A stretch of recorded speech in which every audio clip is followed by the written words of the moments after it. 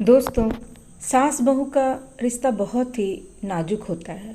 इसे बहुत ही सहेज कर रखने की ज़रूरत है। नंदा अपने पिता की इकलौती बेटी थी। नाम के मुताबिक देखने में भी बहुत सुंदर थी। जब वह अपने ससुराल गई तो उसे उसके मुताबिक ही सब कुछ मिला। किंतु आजकल की लड़कियों को अधिक टोकना, समझाना, अपने मन के मुताबिक चलाना सासू माँ को अब कहाँ रह गया है। एक कहावत तो आपने सुनी होगी, जो किया बहू से टकरार, खो दिया उसने बेटे का प्यार। इस कहानी के मुताबिक नंदा की सास नंदा को हमेशा समझाती, बहू ऐसा करो, ऐसा ना करो। नई नवेली बहू को थोड़े ही दिनों में अपनी सासू माँ से चिढ़ पैदा होने लगी। इस प्रकार यह सिलसिला आगे की ओर बढ़ता गया।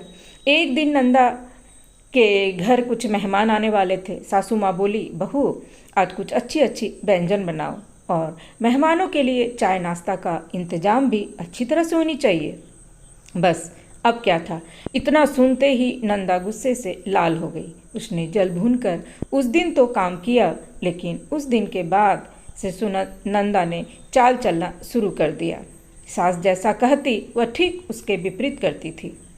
सास ने भी पुरानी कहावत के मुताबिक बहू को उसके माता पिता को गाली देना, उसे कोसना और बड़बड़ाना शुरू कर दिया। दोनों सास बहू में आनाकानी हमेशा चलते रहती थी। एक दिन नंदा अपने पिता के घर रोती पिटती पहुंच गई। वह अपने पिता से बोली, पिताजी आप तो डॉक्टर हो, मुझे कुछ ऐसी दवा दीजिए जिसे खिलाकर वह बुढ़िया गूंगी हो जाए, क्योंकि वह मुझे गंदी गंदी गालियां देती है। इस पर पिताजी कुछ सोचते हुए बोले, बेटी मेरे पास एक ऐसी दवा है, लेकिन यह कड़वा है, वो आसानी से नहीं खाएगी, इसीलिए मैंने एक युक्ति सोची है। तुम हर रोज 1 महीने तक यह दवा अपनी सास को खाना में मिलाकर खिलाती रहना। ठीक 1 महीने में वह पूरी तरह गूंगी हो जाएगी।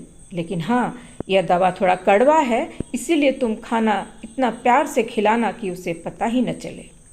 दवा लेकर नंदा खुशी खुशी अपने घर आई और पिता के कहे मुताबिक अपने काम शुरू कर दी। अब सास जो कुछ भी कहती उसे वह मानती और उलट कर जवाब भी नहीं देती, क्योंकि वह जानती थी कि बुढ़िया तो अब महीने भर में गूंगी होने वाली है, बोल ले जितना बोलना है। उसके बाद वह चैन से रहेगी।